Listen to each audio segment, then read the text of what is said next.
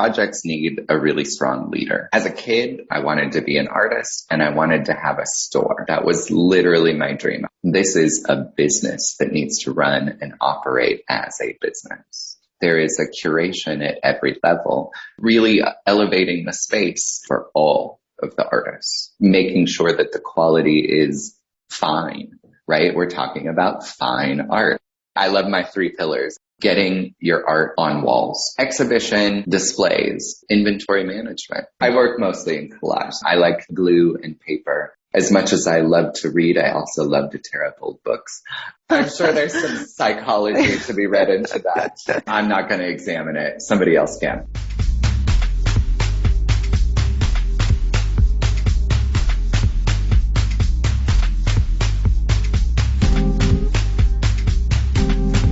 Welcome to Angel City Culture Quest, where art, social justice, and the environment meet in Los Angeles.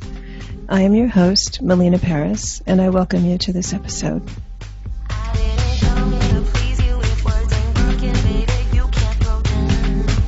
Hello, culture lovers. This is your host, Melina Paris. For several months, we have been bringing you inspiring guests along with stimulating content about their work. As with anything, there are costs to keep this podcast going. So if you're able, join me in this quest with your support. Think of it as a cultural tip jar to share any amount that you're comfortable with. Or you can make a regular offering with as little as $4 a month. This will contribute to my ability to continue bringing you the great work of these artists, activists, and others, plus the cultural content that you want to hear about. I appreciate you, and I would be honored to have your support. To join, please go to our Patreon link at patreon.com/Angel City Culture Quest. There, you can also see all of our past episodes, get early announcements, and find more perks to come. Thank you.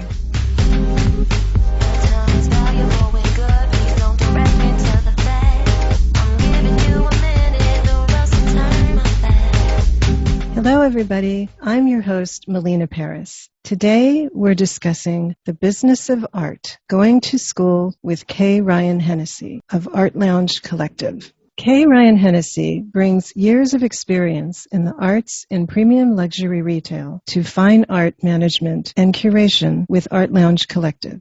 Ryan is an award-winning artist and recent recipient of a public arts grant from the city of West Hollywood. His fine art has appeared throughout California and in locations that include international galleries and museums. Ryan previously worked for major cruise lines, overseeing product management and publication for a $500 million segment of the global tour industry, among other notable accolades. Until very recently, Ryan was the president of Tag Gallery in Los Angeles. And in May of this year, he opened Art Lounge Collective in the Miracle Mile district of Los Angeles. Hello, Ryan. I'm glad to have you here today. How are you? Hello, I'm excellent. Thanks for having me on the podcast. I'm very excited to chat. So I want to let our listeners know, today we're examining art through a different lens than we typically do at Angel City Culture Quest.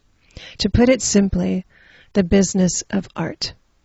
At first this may seem curious, but stick with us to understand better how important what Ryan calls the democratization of art is. First, a little background on our guest. Ryan always wanted to be an artist, even as a child. His family always encouraged him in this pursuit, but they also said that art won't pay the bills. So, what else will you do? After earning his teaching credential, and while he was teaching, Ryan earned a master's degree in English literature from Cal State University Bakersfield. He thought with teaching, he'd have plenty of leisure time to be an artist. Also, while he was teaching, he was vice president of the local union, which he says gave him a lot of contract experience. He then moved into marketing and communications for small organizations, sometimes as a volunteer, sometimes as an employee. He spent 10 years as a public educator, 5 years with small organizations. He then moved into large corporate cruise entities, specifically working for the premium luxury brands within Carnival Corporation, which include Princess Cruises, Holland America Line, and Seabourn Australia. In 2018, Ryan joined TAG, or the Artist Gallery, as a member of the organization. In spring 2019, he became the president of TAG and had full authority as CEO of the operation. Ryan notes he took a heavier hand than many of his predecessors with the organization, meaning he held more control of the board than the board held over him. They had been used to a board-managed situation. Ryan flipped those circumstances, and he said he had many good things come out of that. So you said, Ryan, that you took a very corporate approach and started to apply it at TAG. Can you explain how you did that and the three important things that you did during your time as president there? Yeah, absolutely. So some of my big takeaways from working with crews was that projects need a really strong leader. And in the cruise industry, what you're talking about, just for that segment that I worked with, which is a quarter of all of the cruise ships in the world, about 52,000 total employees, about 2.5 million customers served per year on 42 to 46 vessels that are literally moving around the world. And so that's quite a logistics nightmare for anyone, even when you're an office worker like I was. And what it meant is that at the executive level, you had to have buy-in for projects. Otherwise, a project wouldn't move forward. And that executive level buy-in wasn't just, we want you to do this. It was somebody who really worked for it and pushed for that project to move forward. And that's the mentality that I brought to TAG.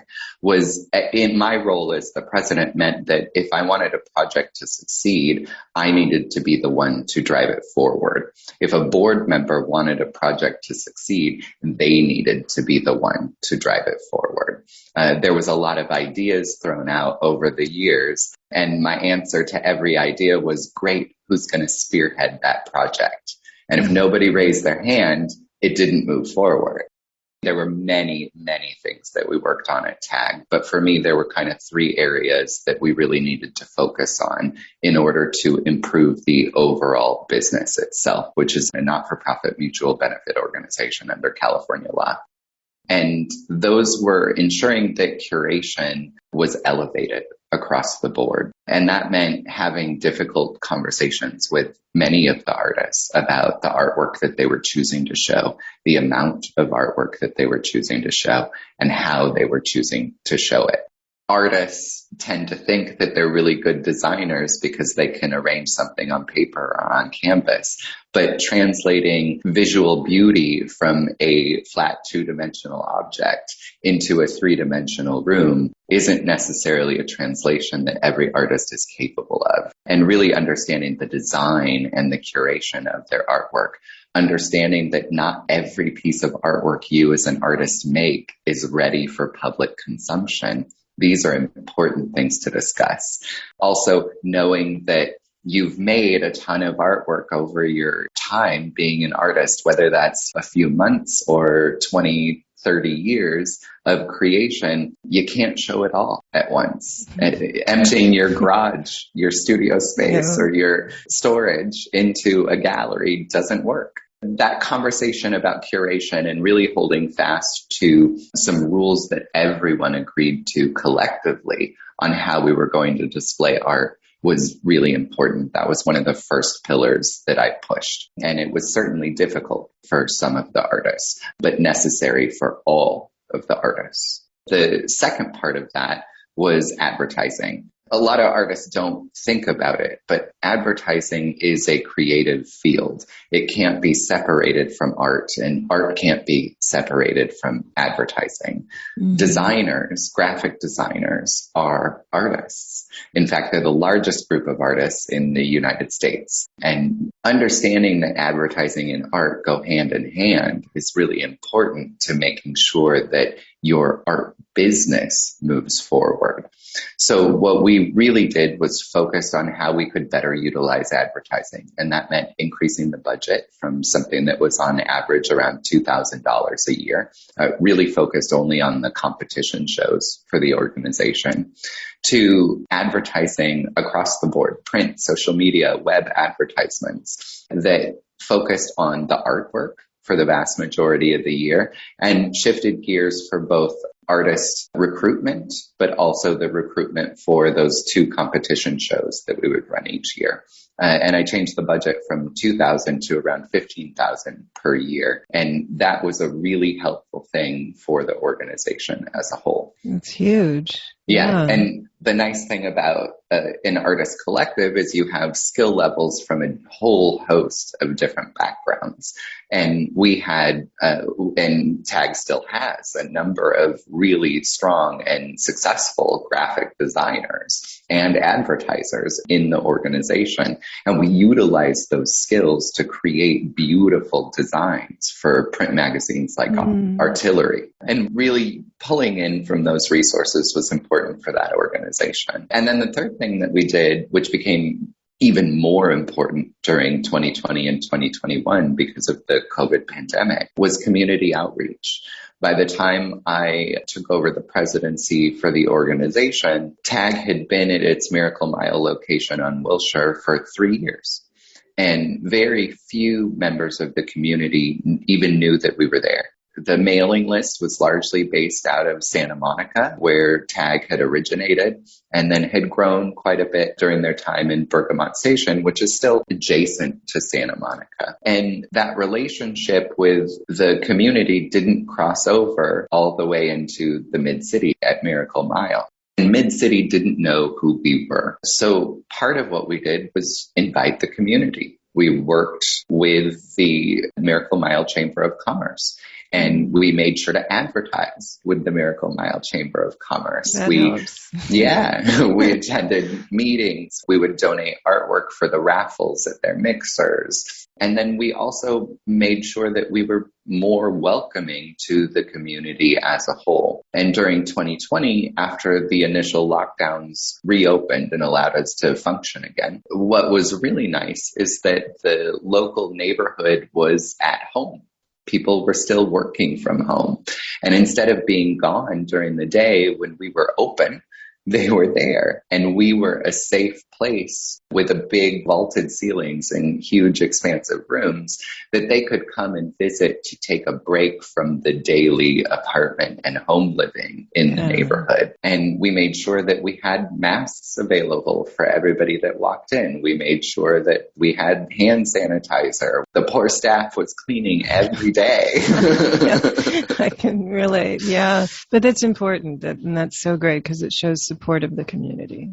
Absolutely. Absolutely. And through 2020 and 2021, the results across all 3 of those categories, really elevating the space, elevating the curation, doing advertising, and focusing on engagement with the community, we saw an average increase of double daily attendance and double event attendance, with many of the events seeing triple and quadruple the amount of attendance during that period. And so even though we'd have to spread out the hours for an opening night, for instance, we would have 1,200 person nights. Wow, that's amazing. And it's wonderful that that could be done. And it was the perfect timing. It was the perfect timing. Trying to come out of this pandemic. Yeah. And I used that time to really focus on all of the consumer data that we had collected. I had 15 years of data by the time I left this summer from TAG to look at and to explore.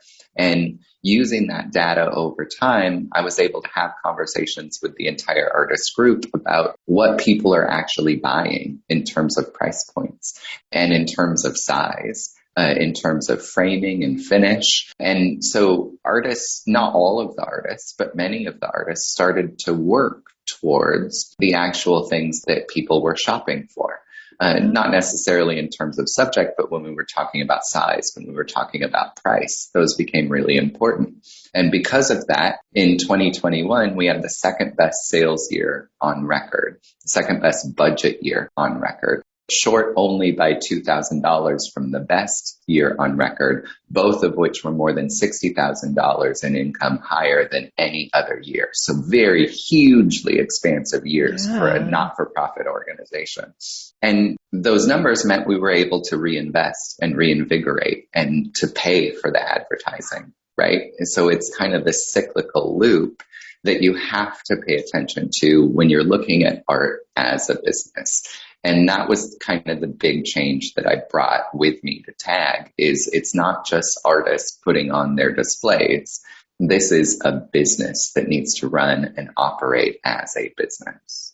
Well, moving to Art Lounge Collective, you have an edifying, inclusive, and pragmatic approach in working with the artists in Art Lounge Collective. You said Art Lounge chooses all the artists, and there are many factors in that. But most important to you is making sure that Art Lounge is keeping the quality of the artwork even across the board. What do you mean by that? That's a really hard question to answer because it's almost ephemeral in its nature. What makes good art, right? But there are actually some key elements to really that democratization of art, both for the artists and for consumers. And it's worth clarifying that I am concerned with consumers, not collectors. We're looking at everyday people. And for the Art Lounge, what we're looking for from our artists is quality. There are formal elements of any piece of artwork that are important. One of the gluts in the art world at the moment, the most inventory, the most artists working on it, both in the United States and globally, is that contemporary abstract expressionism, what I colloquially call drag painting or throw painting, right? Where you're literally just taking the material itself and you're dragging it with brushes or with tools across the canvas to create abstract color. Or not exactly Jackson Pollock, but there's a lot of throw painting where you're literally just flinging the paint at canvases. Pour painting, right, falls into that, the acrylic pouring, where you're mixing media. That style of art, while popular, both among artists and among people who are buying art, is oversaturated. And for artists working in that field, what that means is that there is a huge amount of supply. So the demand shrinks. And as the demand shrinks, the pricing automatically has to shrink in those spaces. Mm-hmm. And that's kind of understanding from a formal point of view how you fit into a market in that style.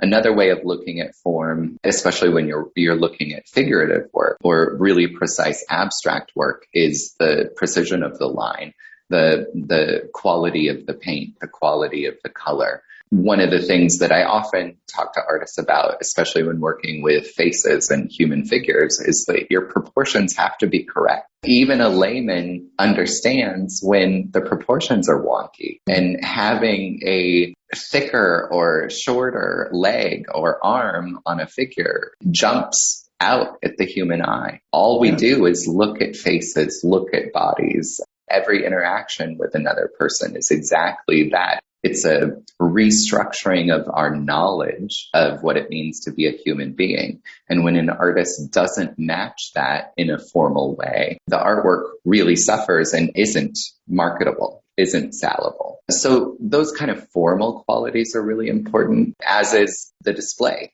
A lot of artists show their artwork all over in competitions, in different shows with different organizations. And when you move an artwork that's framed, the plexiglass gets scratched, the frames get chipped.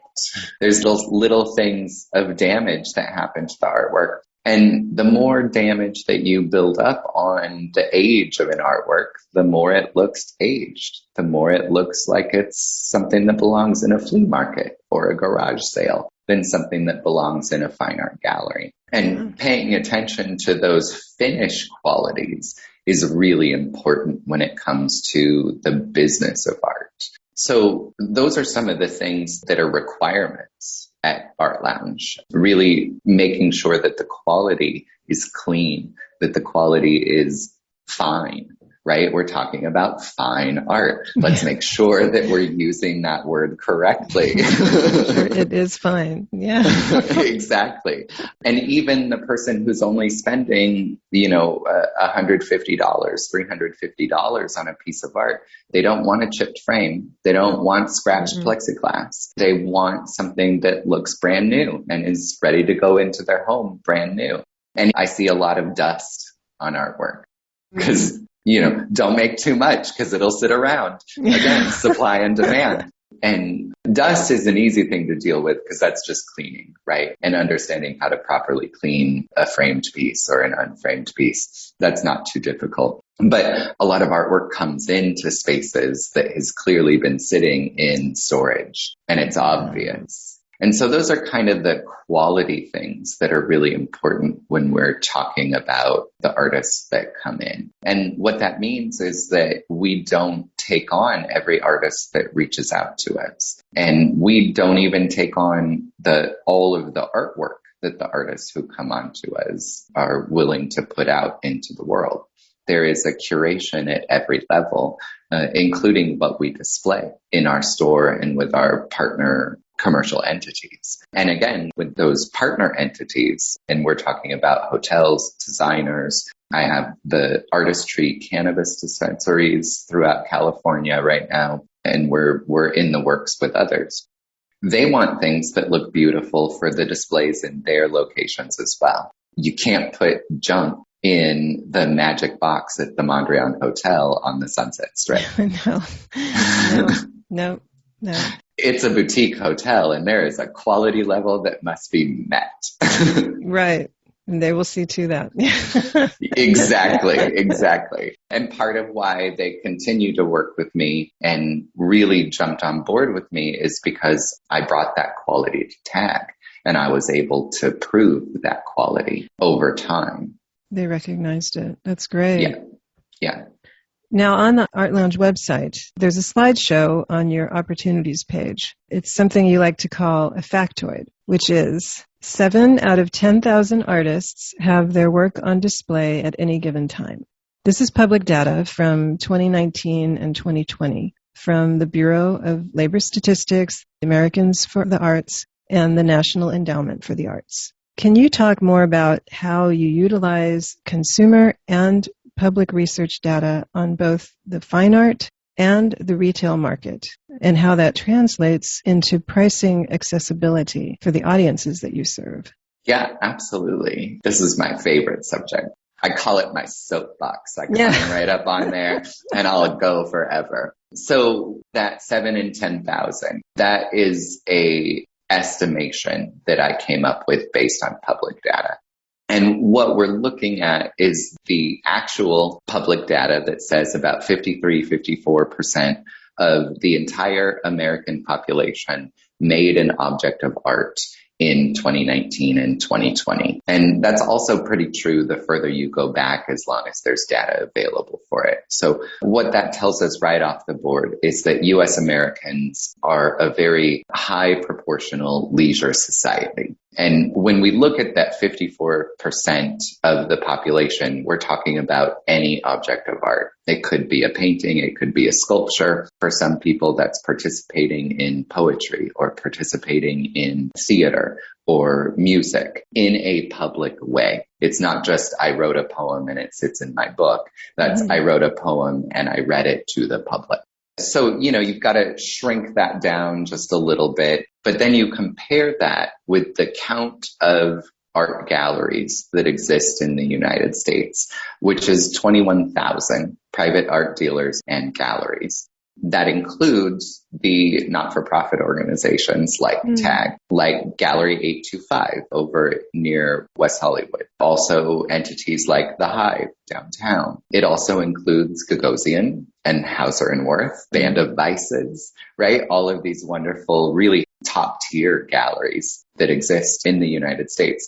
And there's only 21,000 of them total across the entire nation. Very surprising. Isn't it? More. Yeah. And Los Angeles is less than 900, somewhere between 850 and 880 total private dealers and galleries. So even in Los Angeles, when you're talking about a county that has more than 10 million people in it, that's a very limited amount of opportunity for the people that are making art.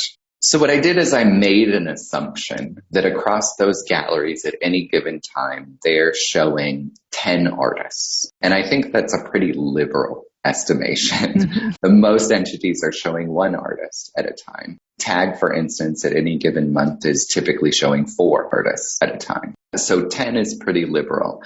And when I take the math of 10 artists times 21,000 galleries and I divide it by 160 million people, what you end up with is somewhere around 7 out of 10,000 artists have the opportunity to have their artwork shown at any given time. And when you compare that with some other fun factoids, that means that you have a better chance of being born with an extra finger or toe, and a better chance, whether you're a man or a woman, of being drafted to the NBA. That's astonishing. It's just astonishing. The good news is, in all the artists' favor, is it is still a better chance of winning the lottery and still a better chance than being struck by lightning. That's good. But you do have this down to a science. And you've treaded very different worlds between education, art, business, and being a CEO of an organization. The significant experiences that you've accumulated in each of these fields have all come under one umbrella in your position at Art Lounge. Can you please talk about that and how the genesis of Art Lounge came about? So as a kid, I always wanted a store. That was literally my dream. I wanted to be an artist and I wanted to have a store. And I didn't think about those things together necessarily. I'm an avid reader, hence the master's degree in English, right? That's why I went down that road. I like to read. And for a long time, I wanted a bookstore. I thought that would be the best thing in the world. A bookstore with a coffee shop on it. Wouldn't that be beautiful? But I also loved drawing and painting and had some wonderful experiences as a kid to learn from living master kind of artists. My family was very supportive of art instruction across the board, although not willing to pay for art school. But so those things were always important to me and always in the back of my mind. And my work at TAG and my work with the cruise lines were largely happening side by side. My role at TAG was, I was a member artist. You have to be a member artist in order to take the leadership on. So I was paying to be part of that community. And because it's a not-for-profit mutual benefit organization, the only thing I'm allowed to profit on is my own individual artwork, meaning that all of my work that I did for TAG was volunteer work. So I worked full-time in communications and marketing for the cruise lines while I was running the business there at TAG. And there would be days where I'd have two phones, one on each ear, and I'd be muting one or the other. Two hats, two phones. Yeah, that's a lot. That's a good dance right there. It's quite a good dance. But the data that was available to me in cruise really opened my eyes to how big business works. And that data I could pull on a much smaller basis from TAG itself. And the more and more I worked with the big business of the cruise lines, the more access I had to really genius people when it comes to business and business theory. And the great thing about that experience is that I learned so much from it. And I was able to apply much of it to the experience at TAG.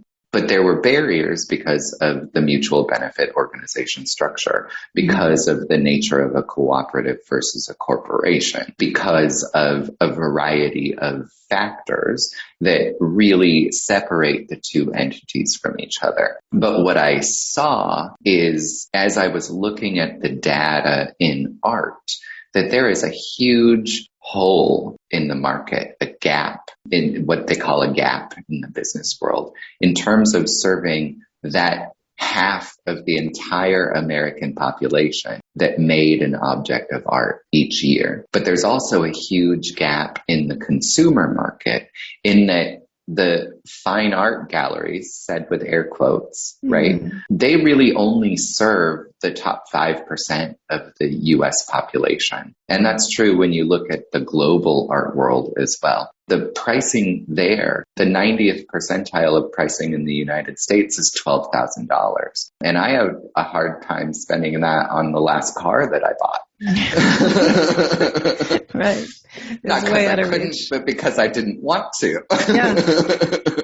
And when you're talking about people that are casually spending $12,000 to $60,000, which is really the 90th to the 95th percentile of the actual artwork that sold in the United States in 2019, you're talking about people that are making more than $100 million per year. Yeah. And I don't have a lot of access to those people. The artists that I know and work with and have known and worked with for the past 10 years don't have a lot of access to those people. So that top tier kind of blue chip gallery space is servicing only a tiny fraction of the market. Yes, there's a lot of money there, but it's a tiny fraction of the market. And then the other place where consumers, right, are picking up art is the exact opposite. They're picking up mass-produced junk from, I'm sorry guys, IKEA, Target, Home Goods, World Market, other venues like that. And there's nothing wrong with the objects of art that you can get there. They're beautiful. They look great on your wall. The sculptures look great on your bookshelves. They really fill out your home. But there are millions of those exact replica objects out there in the world. That's not what fine art is about. And that's not what the culture of lifestyle that we've been pushing here in the United States is all about either. So you've got IKEA at one end and you've got Hauser and Wirth at the other end. And there's nothing in the middle. If you're just tuning in, we're speaking with artist K. Ryan Henisey of Art Lounge Collective. Thank you for listening.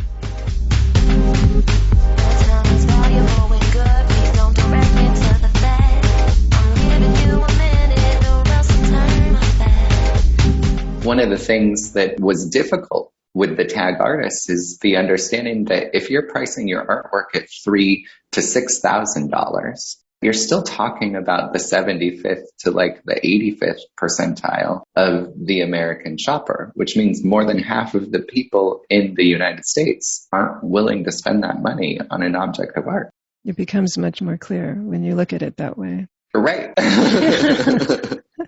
The shades have opened. Yeah. Absolutely. Absolutely. Perspective. So that gap in the market really led me to think about how could I work with artists? What kind of space could I create that was bridging it? And that's what Art Lounge is really focused on. Artists hire us. They're getting services from us, but we are different from a rent-a-wall kind of space because we pick all of our artists individually. We pick all of the artwork from those artists individually, and we control the display of that work. But I do require artists to be able to make an investment in their businesses, because that's exactly what it is. When you look at the retail world, you don't see someone else paying Frito-Lays to market a new style of chip. Frito-Lays, they have to do the research, the R&D on that. They have to put it out. And there's a reason that Doritos, right, part of the Frito-Lays line, has those set chips that have been the same over time for decades, right? Nacho cheese, Cool Ranch. And there's a reason that they do limited runs, because they have to test how it works on the market. And most of those limited runs fail on the market.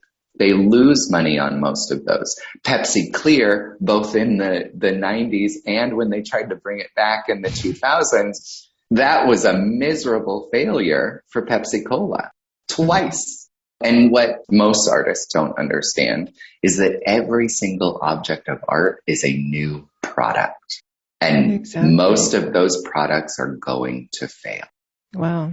I never thought about it that way. It's kind of a hard thing to take. When I give these spiels, I'm like, I don't want you guys to quit being artists. I don't want you to quit making art, right? I know that I am sometimes the doom and gloom of the art world, right? No. But really, it's just working smarter, being smarter. So that's a requirement of our art lounge artists. They are paying for the services that we do. It costs a lot of money to run a space. It costs a lot of money to produce shows in even extra spaces like the hotels, the dispensaries. There are insurance and legal requirements that have fees associated with them that we take on. And then the buy-in for us is pretty small. And I built it that way purposefully. The buy-in at TAG is $3,500 per the year. There's no other choice. It's $3,500 to be a member of that organization. The buy-in for Art Lounge ranges from $1,000 to $4,500. And that has to do with how much inventory we take on from an artist at any given time. That includes directed coaching with the artists to help them with the aspects of their art career that we don't directly touch, whether that's social media or advertising, their websites, grant proposals, solo show proposals. Those are all the things that we provide advice and services on that happen outside of the Art Lounge doors.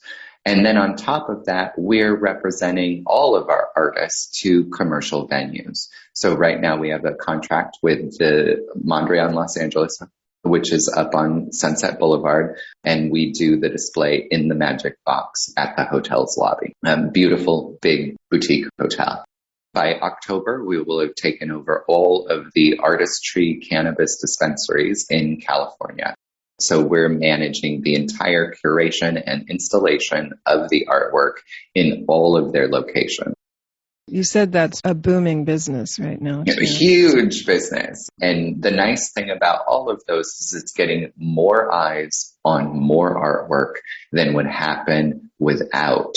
And we're able to really touch on those artists that might not have ever been seen by anybody else. But our focus is strictly commercial. We're not looking to fill curation for the fine art sector at all. And that's our focus, a super commercial focus, a super retail focus, and understanding that in order to be successful in both of those, we have to look at consumer data, we have to look at sales data, and we have to keep our supply, our demand, and our pricing appropriate for the target audience. And that's really the audience that's the $50,000 to $500,000 income group. Here in Los Angeles, that income group is the 45th to the 85th percentile, which is great. The median income in Los Angeles is about $56,000, well above the national median of $36,000 per year. When we're looking at that same income group across the entire United States, that 40% spread shrinks to 20%. It's about the 65th percentile to the 85th percentile. People in Los Angeles make more money overall than most other places in the United States. And you're reaching out to those people who are shopping at IKEA right now. Let's do better. Come over to Art Lounge. Yeah, it's an interesting marriage. I think it's fascinating. Thank you. And in addition to that, you mentioned that you are also working on a book. Can you talk a little bit about that? So, yeah, I'm glad you brought it up. That is part of why Art Lounge came about. After the cruise line shut down, I was at home for 2 years, hanging out at home, doing nothing but thinking about art, working at TAG, having a good time. And I started to conceptualize playing with these numbers, doing this research. I was like, there's a book here just on the research itself. And what I moved to and what I'm still working on is that the book isn't just about the market at all. It's actually about the theory that in a consumer society, which we've been living in since the end of feudalism, the definition of art actually becomes only those things that can be bought and sold. And it's kind of an aggressive stance on art. If it is not retailable, sellable, it's not actually art. It's hobby, it's craft, it's really something other. And that's been a difficult conversation in my own head. I can hear people yelling in the background, oh my God, that's gross capitalist ideology.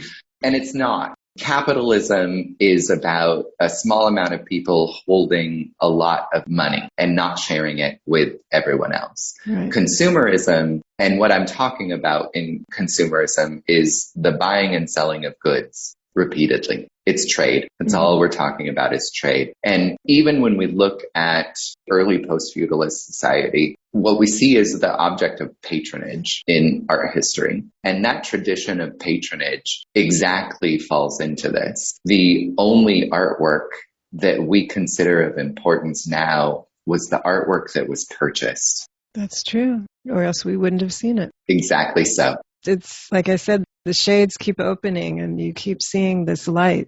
The awareness gets deeper. There's not much difference from historic patronage of the arts and the traditional gallery model that exists today. What's essentially happened is instead of having the celebrity artist who you make orders from and they make you beautiful things and spaces, what we have now is a very small collection of commercial entities, private galleries and dealers are working with a very small amount of artists, and they're making demands on those artists about the things that they can make because those things are sellable.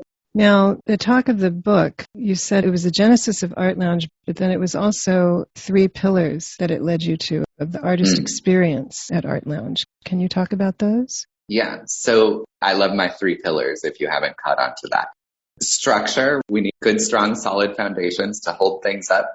And the other thing that was a big takeaway from teaching, if you have more than 5 rules in your classroom, if you can't distill, then you don't actually have good classroom management. And I was even more of a stickler of that. We need 3 basic rules, right? And those are kindness, keep your hands to yourself, and pay attention. That's perfect, yeah. And everything else falls into those It categories. does. I really do like my 3 pillars. But yes, so for Art Lounge, the 3 pillars are the artist services, the things that the artists are purchasing from us. I'm an artist myself. I've been working as a actual working, showing artist for more than 10 years. And it was really kind of creating from hindsight those things that were important to me and then seeing how they would work in this commercial retail context. And the tops of those are getting your art on walls, having your art displayed. That was the most important thing in the artist services, which is why we have a space in Los Angeles. And that's why we targeted commercial partnerships. But it's not enough by itself. So exhibition displays, that was of paramount importance, but also inventory management. Just the logistics of what to do with those objects is a really huge service that we provide to artists. So as we take on objects, we're taking the full control of that object from the artist. We're the only ones that sell it. We list it online. We deal with shipping. We deal with the movement from one location to the other. All of that's included. And then with our packages, there's also social media and advertising. And that's all controlled through our channels. And again, we're curating, we're very focused in the brand itself and how we disseminate that brand to the world. But what we're providing to artists is more eyes on their artwork in every channel available, including the walls. So that was really important. The second pillar is consumerism itself, retail. And making sure that we are providing services to the public who are looking to fill their homes with beautiful and unique objects.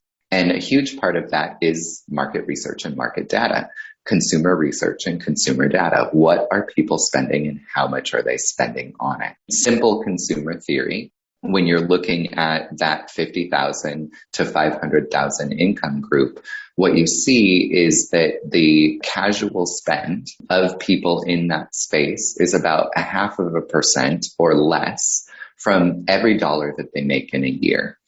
And that means that if you're making $50,000 per year, as long as it's something that you want, that you're highly interested in, whether it's consumer electronics, a pair of shoes, a purse, clothing, travel, anything, fine art of any kind, if it's $250 or less, that's an easy sell.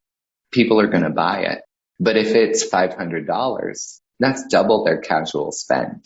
They're going to think about it, and they're going to think about it for 6 to 18 months before they buy something else. Right. There's a gap there too. There's a gap there too. And you can extrapolate upward. Well, then at 500,000, that means that people are spending 2,500 casually. And yes, they are. but they're also looking for a really good deal. You see that people get more, that percentage shrinks casually the higher income level goes until you tip over that $100 million price point, and then anything goes.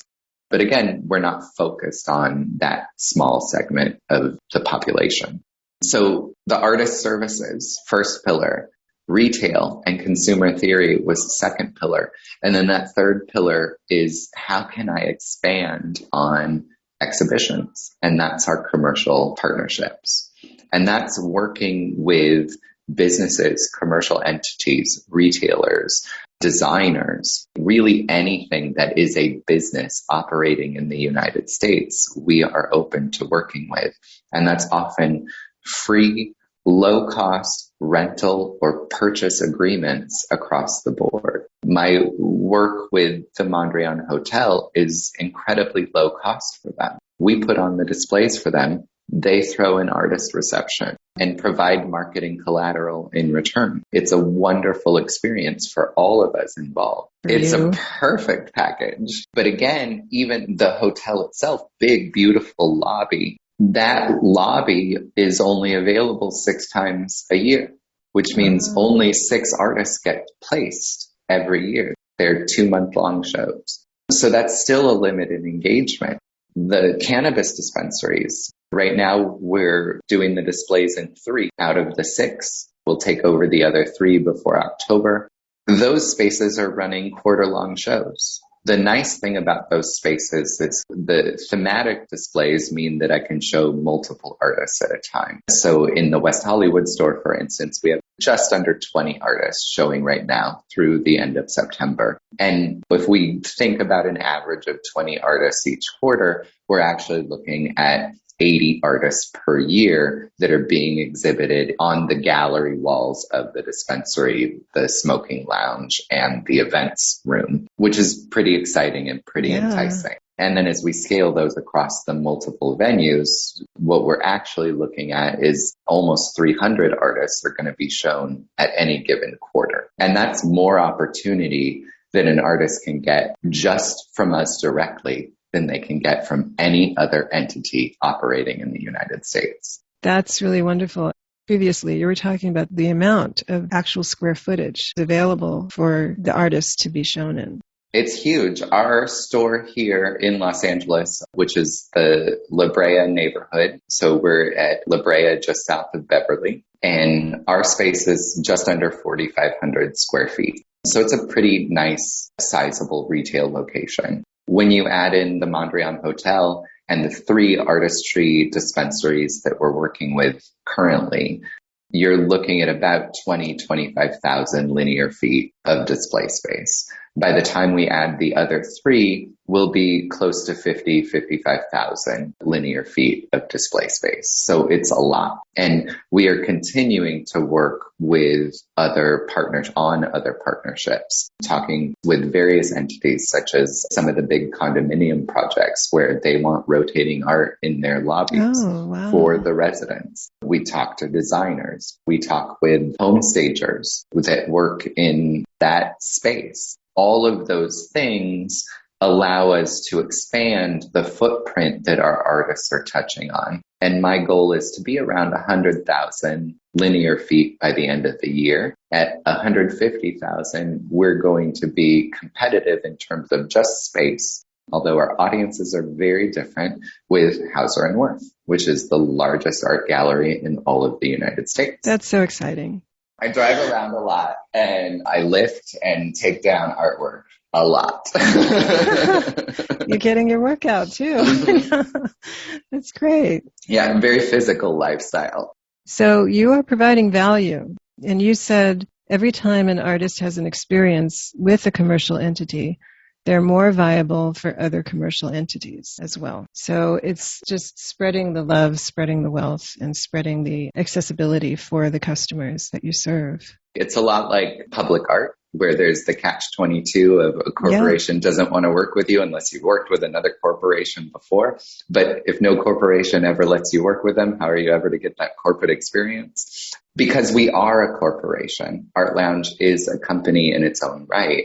they're more willing to talk to us than they are with hundreds of individual artists. Part of why we're having such a great success with the cannabis dispensaries is because they found over the last 2 years that in order to fill those 80 artists for one space, they have to have 80 individual conversations. It's time consuming, and the priority of their business is cannabis retail, not artists. Right. The priority of my business is artists. Exactly. So we're filling that gap for them. Mm-hmm. You were talking about another factoid about a price point and having your artists work within certain price point parameters in order to sell a piece of work. You gave the example of the canvas that you sold. It was a collage. Yeah. I work mostly in collage. That's my primary medium. I like glue and paper. As much as I love to read, I also love to tear up old books. That's interesting. That's fun. I'm sure there's some psychology to be read into that. I'm not going to examine it. Somebody else can. So the research on the art market itself, just the private dealers and private art galleries in the United States, the median price point of every object that's sold was $875 in 2019, which is, again, the last time the data was fully compiled and published. So $875 was the dead center. And what that means is that more than half of everything that is considered an object of fine art, and we are not talking about IKEA here, we're talking about just the private dealers and galleries, was under $1,000. And when we look at the same research at auction, which has nothing to do with artists and everything to do with auction houses, private dealers, and the buyers and sellers of artwork, because artists don't make money off of the resale of their artwork in the United States. That's a crime. It is in California, but nobody ever pursues it. So even at auction, the median price point for objects of art, for fine art, which is wall art, sculpture, photography, is $940. So still more than half of everything that's sold for people that are looking at art as an investment was under $1,000. And that's really important to understand when you are making an object that you want to sell. The story that I told you the other day about that collage, I purposefully made it following my own research and rule parameters. And what I did is I used a reclaimed wood board panel that was 5 feet by 3 feet. So pretty big wood board, but it was a discarded piece of artwork that had been damaged and the artist didn't want to salvage it. And so I took the wood board, it was great wood board, sanded it down, gessoed it over, and repainted it and put a collage on top of it. And my paint was all from previous projects, whether they were art projects or home improvement projects. So I'd already spent the money on the materials. In fact, the only materials that I used for that collage was a $20 set of 100 Milagro off of Amazon. And that was 100 pieces of Milagro. I only used about 40 of them. Right? So we're talking about $8 in value on the actual spend for this object. And yeah, I spent money on all of the books, but a lot of my collage uses atlases, maps, historic things about California or Los Angeles. So people also just give me those as gifts when they're cleaning their libraries, emptying their garages. They're like, oh, Ryan loves maps. Let's give him a bunch of atlases. And I take them because I love that. So really, we're talking about less than $20 in the total spend of making that piece of artwork, which helps me because it means I can keep my final sale cost of it super low. But also considering the size, I said to myself, knowing that the average artwork is less than $875, I don't want to work above that.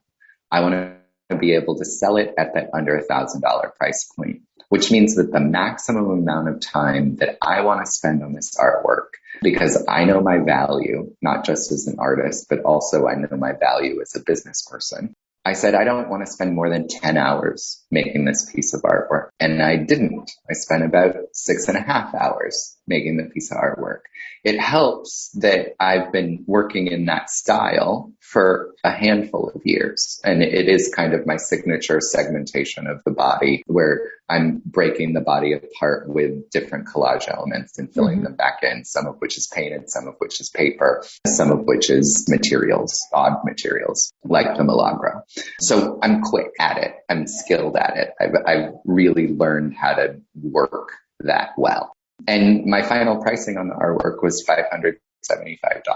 And that's pretty impressive for a piece of artwork that's really huge. But the nice thing about that is when I'm factoring in the cost in materials, let's call it $20, right? My return on investment on that $20 is a factor of 20 times greater. And most artists don't see that. What you're seeing in return of material investment across fine art anecdotally, and this is just years of experience, years of seeing what actually sold, having the data tag, seeing what's happening here at Art Lounge. It's somewhere between half again and 2.5 again the value of the material costs, which means that if it costs you $100 to make a piece of artwork, the actual retail price of it on average is somewhere between $150 and $350, 2.5 times plus the cost of the artwork. And that's pretty low when you're talking about retail investments. Yeah. Most things that consumers are buying in the United States have a minimum markup of 400%. Eyewear, they're in the other room, is one of my favorite. The average pair of glasses, which are a requirement, right? They are a necessity for the people who need them. And we're talking like even reading glasses, right? That you can buy at Walmart. The average pair of glasses that a consumer buys in the United States has a minimum markup of 400%. It costs them less than a handful of dollars to make those items, and we are paying $200 to $1,000 per pair. But the reason they can do that is because of mass production. Fine art doesn't utilize mass production. And artists, because art is a leisure activity, are already paying the markup for their materials. When you buy a tube of paint, you're paying on average a 200 to 400% markup on the material cost of those things already. And you cannot then put that same markup on top of that object that you make because it's already there. Wow. I've never thought about it that way. That's very interesting. Yeah. So it's really about understanding first, what's the median? What are the things that are actually selling in the United States? And knowing that the median is $875, that the 90th percentile is $12,000, really gives you an understanding of what you should be making for the markets you serve. If you know people who make more than $100 million a year, and that is your society that you operate in all the time, please make artwork that is more than $12,000 all the time. More power to you. Yeah. But if your peerage is the $50,000 income group, you need to understand that your peerage will only pay $250 for an object. And you had broken that down into an hourly rate too.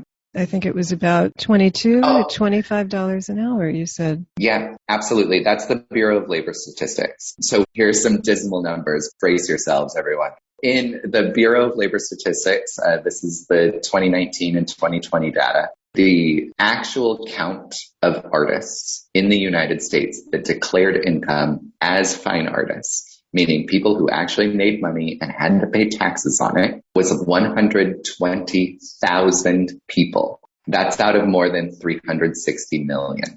So not even a fraction of a fraction of a fraction of a percent. That's it. That's the count of people that made money and had to pay taxes on the things that they made. So that's painting, sculpture, anything of that milieu. When you include photographers, it's only double that. So it's another 120,000 photographers declared income as photographers in the United States, which means 240,000 people working as artists in those capacities. And when you then look at the income, the nice thing is it's well above average income in terms of earning. artists who typically are highly educated. On the median point for those 120,000 artists was $56,000 per year, which is a really great income when you consider that the national median is 36,000 per year. Yeah. The median hourly rate for artists of those 120,000 artists is $22.50 per hour, which doesn't sound like a lot, but when you compare it to the national average, which is well below $12, it's a really great hourly wage and well above even the minimum wage in California, which is worth noting. Minimum wage still is hovering around the $15 mark here in California. And depending on where you are, it could be a little bit less or it could be a little bit more. But when you drive around the country, Utah, Wyoming, South Dakota, the minimum wage is $7.50. Way down there. Yeah. Way down there. The numbers are awakening. I will say that. That is how I felt.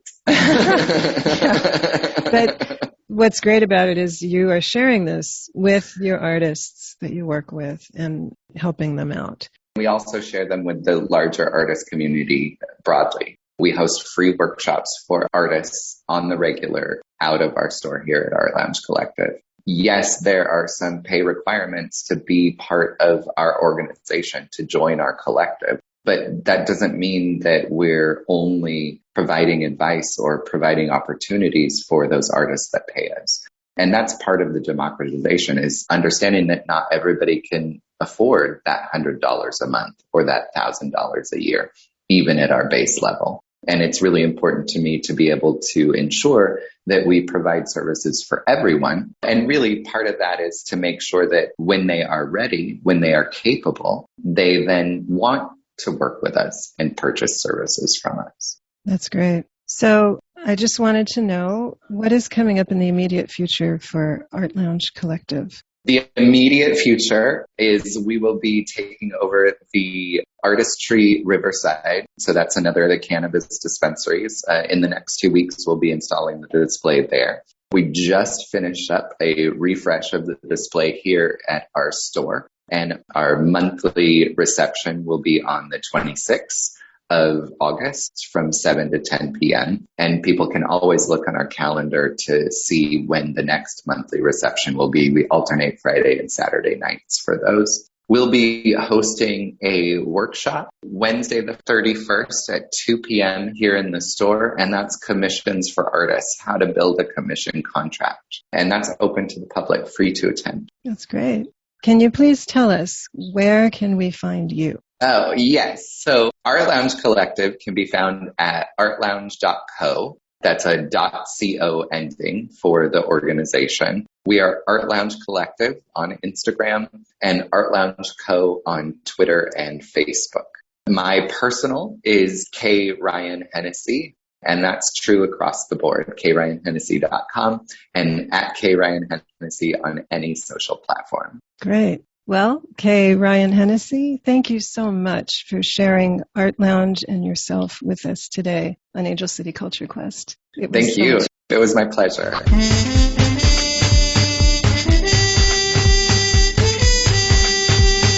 Thank you for listening. If you enjoyed the show, please rate and recommend on iTunes, Spotify, or wherever you get your podcasts.